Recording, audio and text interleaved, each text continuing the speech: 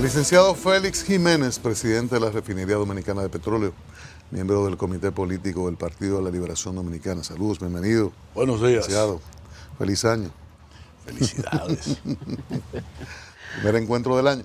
Licenciado, usted en diciembre anunció una serie de cambios en refinería y había uno que era para 3-4 meses de unas conversiones muy importantes para mayor eficiencia a la Refinería Dominicana de Petróleo. ¿En qué está ese proceso? Ya se inició. Lo iniciamos hace, creo que 5 días. No se está produciendo, no se está ni recibiendo crudo, petróleo crudo, ni lo estamos en consecuencia procesando. Lo que se ha parado es la parte de la refinería que estaba dedicada al procesamiento del crudo.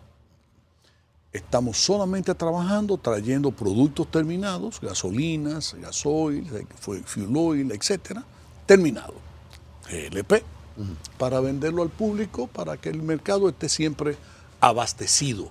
¿Qué implica eso? ¿Qué implica eso en términos de mayores recursos de importación? Bueno, no crea que mucho.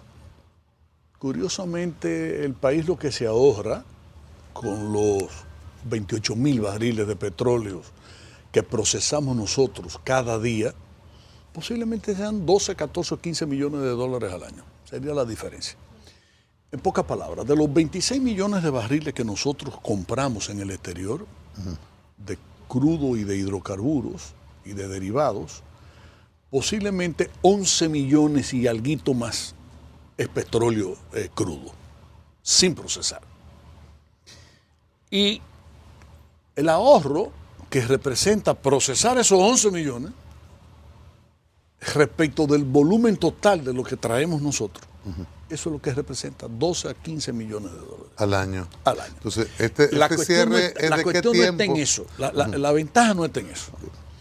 La ventaja está curiosamente en que producimos posiblemente la mejor gasolina de toda la región y el mejor gasoil de toda la región.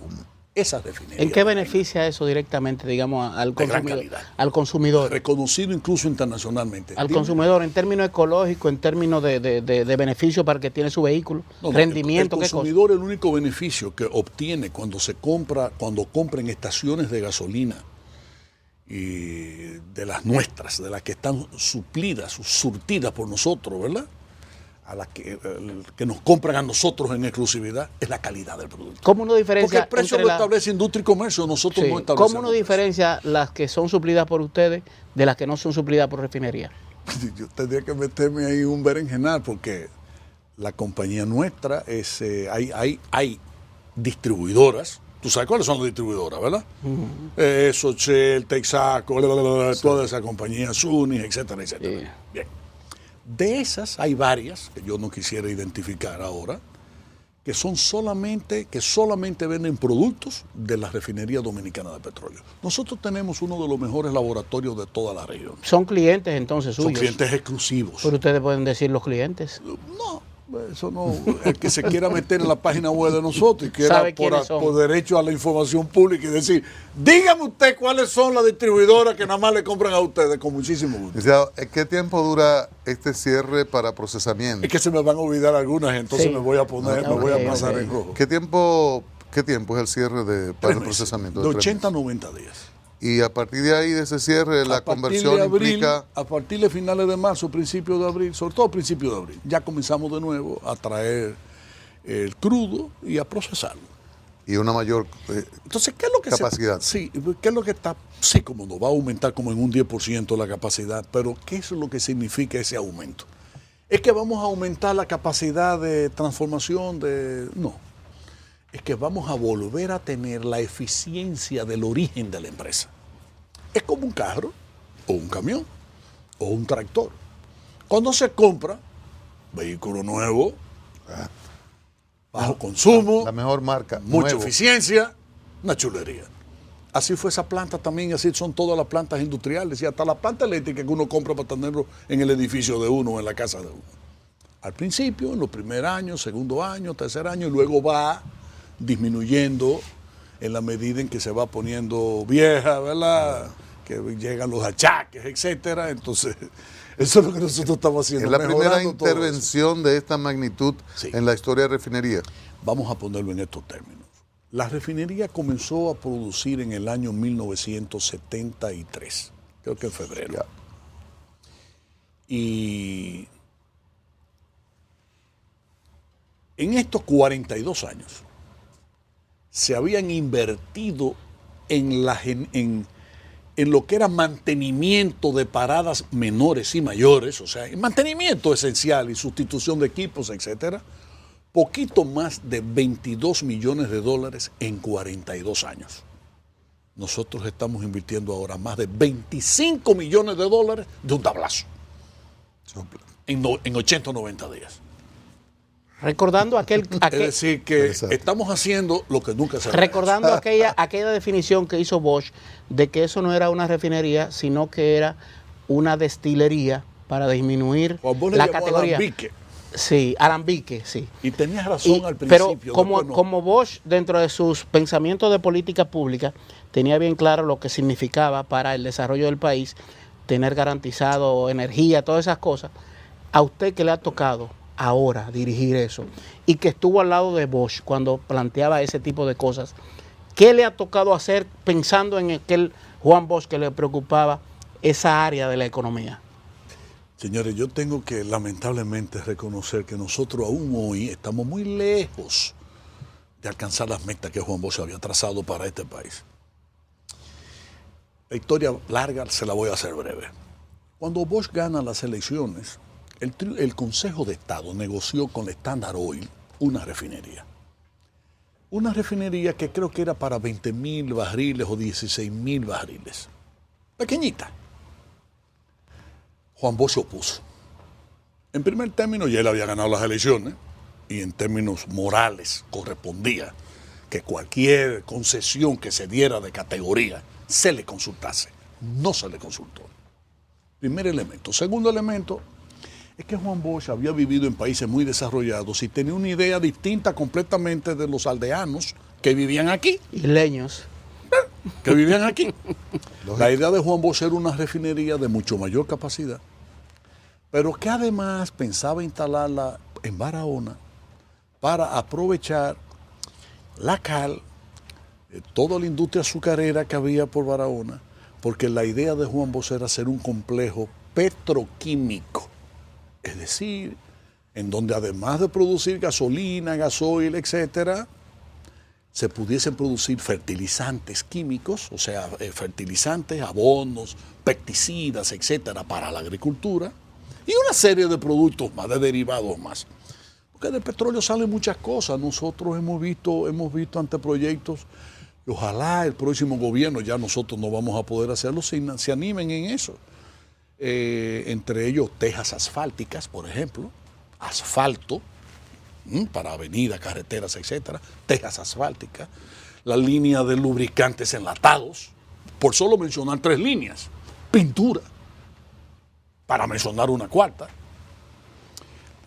Entonces nosotros Juan Bosch, mejor dicho, tenía una idea muy diferente. Era un complejo petroquímico. Y por ello le pidió a Kennedy, cuando lo recibió en la Casa Blanca, en el periodo de siendo el presidente electo, todavía no se había juramentado, que lo ayudara a que, sin ofensa y sin nada de eso, la Standard Oil desistiera, como posteriormente lo hizo, de la concesión que se le había dado. Balaguer, en consecuencia, cuando llega al poder en el 66, tuvo el privilegio de no tener esa atadura. Y en cierta medida se inscribió dentro del plan, en cierta medida solamente, dentro del planteamiento de Juan Bosch, y llamó a una licitación, formó un comité dirigido por Enrique Apolinar Enríquez, un hombre muy honorable, y otros hombres honorables, y una mujer honorable, era de Santiago, Grisel de Tavares, creo que doña María. El caso es que esos 4 fueron los que llevaron a cabo la licitación que posteriormente gana la Shell. Y se establece una refinería con capacidad para procesar unos 32.000 barriles o 33.000 barriles, 34.000 barriles de petróleo crudo por día. Pero en el origen, cuando la empresa comienza a desarrollar sus actividades en el 72, lo que llegaba al país era petróleo reconstituido. ¿Qué significa eso? Crudo con nafta, gasolina, gasoil, etcétera, que lo que se hacía aquí, lo que se hacía aquí era separarlo. Por eso Juan Bosch decía que no era una refinería, sino una especie de alambique. Y él tenía razón. Solo que 2 o 3 años después, la cosa cambió y fue realmente... Café Café Santo Domingo, Ay, sí. el mejor café del mundo. Sí, señor. Sabor que inicia en el Hola, buen día, aroma. buen día, muchas gracias. Este sí que sabe bueno. Café Santo Domingo. Muchas gracias. ¿Y usted no piensa, pensando en Bosch, poder llegar a algunos niveles de diversificación de la refinería? Nosotros pensando no solo en Juan Bosch, sino en las metas del presidente Medina, estamos desarrollando grandes cosas. Yo les decía a ustedes que los primeros 42 años se invirtieron poco más de 22 millones de dólares en mantenimiento y en sustitución de equipos y maquinarias, y que nosotros estamos haciendo ahora una inversión que supera los 25 millones de un tablazo, en un periodo relativamente muy breve, menos de un año. Pero en segundo lugar, estamos haciendo otras inversiones. Para que ustedes tengan una idea de cómo andaba eso. El techo de las oficinas era de asbesto cemento. Y ustedes saben que eso por normas internacionales está prohibido, porque eso es cancerígeno. Nos correspondió a nosotros, 43 años después, sustituir ese techo. Para ponerle una simple bobería.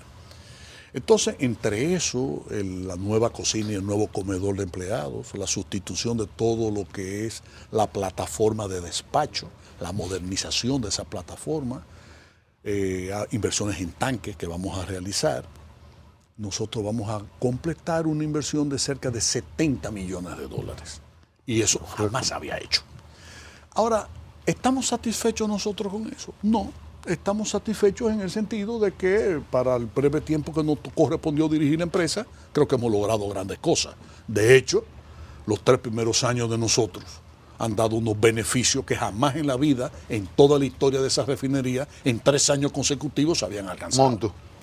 Más de 175 millones de dólares en 3 años. Ahorrados. Ahorrados, no, ganados. Ganados. Ganados. Ganado como negocio. Por ejemplo, de el año refinería. pasado nosotros estuvimos a punto de establecer el récord de beneficio, porque estábamos camino en septiembre, nos encaminábamos a ganar cerca de 90 millones de dólares. El año en que la refinería había ganado más eran como creo que 82. ¿Y qué pasó?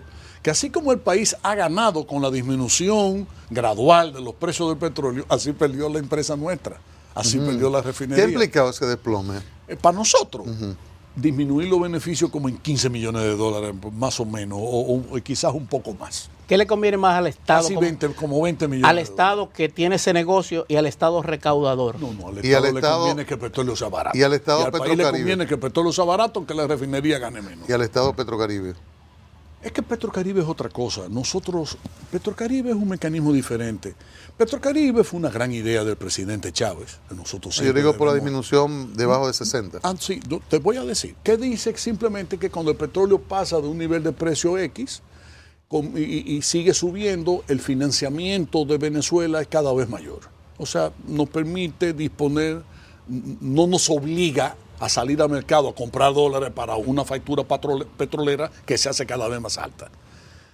Esa fue la gran ventaja. Ahora, ¿qué pasa? Y contesto inmediatamente a tu pregunta. Como han disminuido los precios del petróleo, ha disminuido ese financiamiento y en consecuencia Petrocaribe para este año, si los precios se mantuviesen a los niveles de hoy, posiblemente implicara un financiamiento por debajo del 50% de lo que fue el financiamiento del año 2014. Menos dinero en manos de gobierno.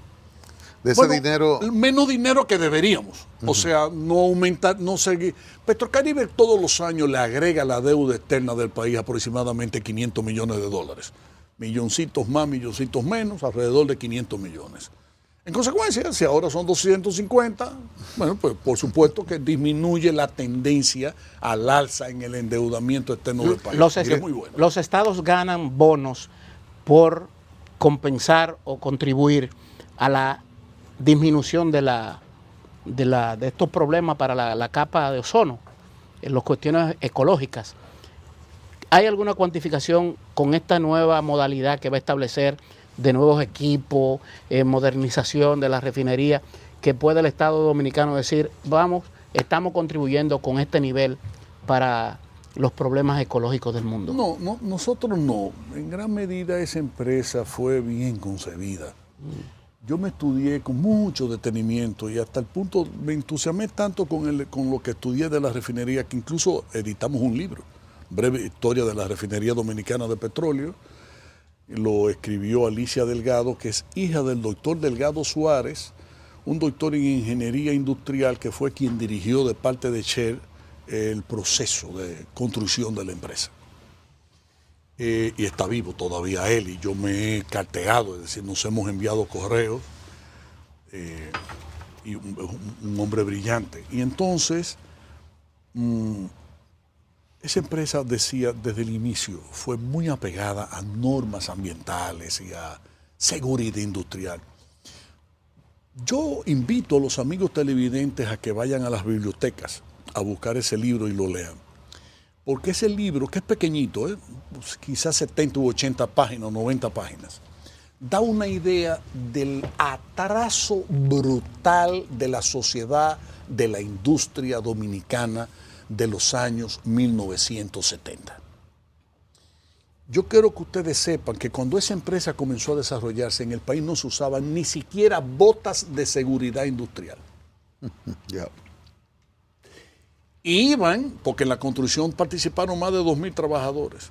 Y la Shell, día por día, los japoneses, porque fue la Japan Gasoline, la que tuvo a su cargo la contrata fundamental del desarrollo de esa empresa.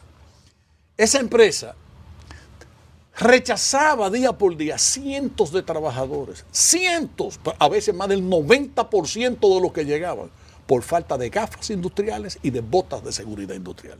Botas. Guantes no se usaban en el país. Guantes de esos que utilizan los obreros para soldar y ese tipo de cosas. El atraso era brutal.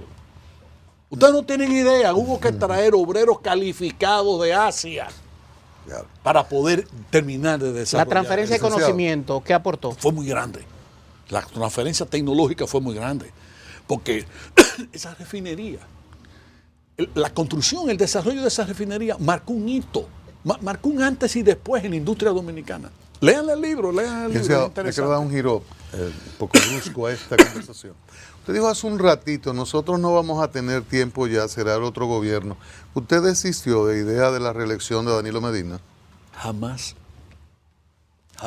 pero no depende de mí. Ni depende ni siquiera del propio Danilo. ¿Qué usted está haciendo por la reelección de Danilo en este momento? Porque hay una serie de actos y actividades que se están haciendo. No, lo único que digo es que los letreros no dicen nada, que cartelones no promueven ni garantizan absolutamente nada, que hay que pedirle al partido que se exprese. El Partido de la Liberación Dominicana tiene una gran ventaja. En primer término, tiene dos líderes fundamentales, que son Leonel y Danilo, o Danilo y Leonel, ustedes pueden ponerlo en el orden que ustedes quieran, pero los dos tienen mucho peso, mucho peso. Y al mismo tiempo tiene un comité político con un liderazgo inmedio, maduro, que ha permitido, digamos, propiciar en gran medida un equilibrio de fuerzas. Sin mucho esfuerzo, porque la verdad hay que decirla, tanto uno como el otro, tanto Danilo como Leonel, han sido muy maduros, muy comedidos, muy sensatos.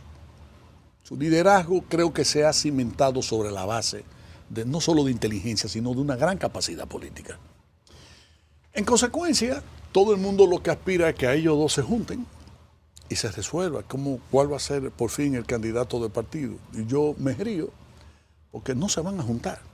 ¿Cómo así? No, es difícil. O sea, el que tiene la edad que yo tengo y la experiencia que yo tengo sabe que ninguno de los dos va a tomar la iniciativa. Danilo no va a salir del palacio para ir a la fundación a decirle a Leonel, yo quiero ser. Leonel no va a salir de la fundación para ir al palacio a decirle, tú quieres ser, Danilo. Pero los dos se han visitado. O yo quiero ser. ¿Y entonces qué hacer? El partido. Porque entonces los dos son hombres, líderes políticos, respetuosos del partido. Lo que dijo Camejo. No, Camejo comete un error, que lo voy a decir por vez primera. Camejo comete el error de supeditar la política fundamental del partido al órgano máximo de dirección, que es el comité político, y la base del partido, y el partido. O sea, amigo mío, este partido no somos solo los 35 miembros del comité. ¿Y cómo se haría la consulta? La base del partido tiene manera de expresarse. De lo particular a lo general y luego, Ese es el método que usaba Juan Bosch. ¿por dónde comenzar? El método inductivo y luego deductivo, ¿verdad? ¿Por dónde comenzar? No, yo no quiero hablar de ese tema, porque no quisiera yo por televisión decir cuál es mi idea. Si alguien en un comité de base plantea en ese organismo al cual pertenece, yo quiero que esto vaya a lo general. Un miembro del partido tiene pleno derecho a pedir en su organismo, primero, que se convoque. Sí. Lo primero, ¿verdad? Segundo, que se reúna. Y tercero, proponer agenda, es decir, tema de discusión. En consecuencia puede hacerlo, eso lo puede hacer cualquier miembro de cualquier intermedio del partido. Ahora bien, el PLD es un partido de organismos y esos organismos están integrados por miembros. ¿Cuáles son las estructuras del partido? Tú comienzas con el comité de base y varios comités de base reúnen un comité intermedio. Varios comités intermedios, si es en un municipio, se reúnen en un comité municipal, por ejemplo, el de Monteplata o el de San Cristóbal.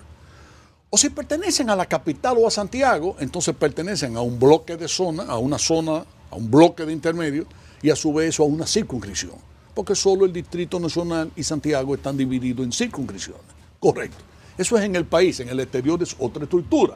Similar, lo único que en lugar de circunscripciones son seccionales. Pero como quiera comité político. Todos mueren en el comité político. Voy ahora. Entonces, ¿qué es lo único que hay que garantizar siempre en el partido? La total transparencia y la total democracia. No solo en el PLD, en cualquier fuerza política del país. Desde ese punto de vista, el día que todo lo que puede hacer la dirección del partido es ordenar que la base, que los organismos del partido se reúnan y propongan y tomen opinión y adopten una posición. Que el día que se pueda realizar, materializar eso, sea absolutamente democrático, es decir, sin exclusión de nadie. Incluyente, es decir, que todo el mundo participe, todo el mundo puede expresarse y luego, como siempre lo hemos hecho, el respeto de la minoría, la propuesta de la mayoría. Yo digo una cosa, Felucho, quizás me equivoco. Leonel Fernández, por dos razones, sería el primero en no oponerse a la repostulación de Danilo Medina. Primero, él dijo una vez, la antorcha no se arrebata, la antorcha la tiene Danilo Medina. Y otra cosa, si alguien sabe que el poder puede mucho, es uno que ha gobernado 3 veces, que es Leonel Fernández. Lo de la prudencia y otras cosas, ya eso será, vamos a decir, eso sería subjetivo. Pero esos dos elementos muy concretos. Los intereses. Yo no me lo planteo en esos términos, Geomar, me lo planteo en otros términos. Quizás es una visión diferente, pero coincidente en algún aspecto, por supuesto. Yo creo que el problema no se trata ni de la personalidad de uno ni de la personalidad del otro. La política es la política. Lo que yo sí creo, e insisto en ello, es que los dos son sensatos, los dos son hombres de partido. Ninguno de ellos va ni a decir ni a hacer absolutamente nada que propenda, que tienda a que el partido se divida. Eso no lo debe esperar el pueblo dominicano, gracias a Dios. Porque hay países que se han jodido, que se han embromado, porque su sistema de partido político ha fracasado, ¿eh? Aquí todavía eso está muy lejos de que eso pueda pasar. Desde ese punto de vista, el aspecto esencial está en procurar la forma, el método en el que el partido se exprese, porque cuando eso se adopte, no solo ellos dos, los demás precandidatos también van a aceptar de manera honorable y seria el resultado pero final. Parece que el tiempo pero yo no creo marcha contra eso, ¿eh?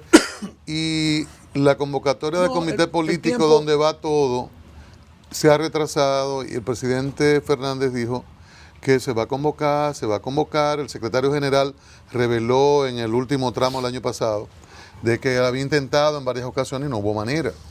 Entonces, de alguna manera esto se está atrasando. Para que el comité político se reúna, deben coincidir también 2 elementos.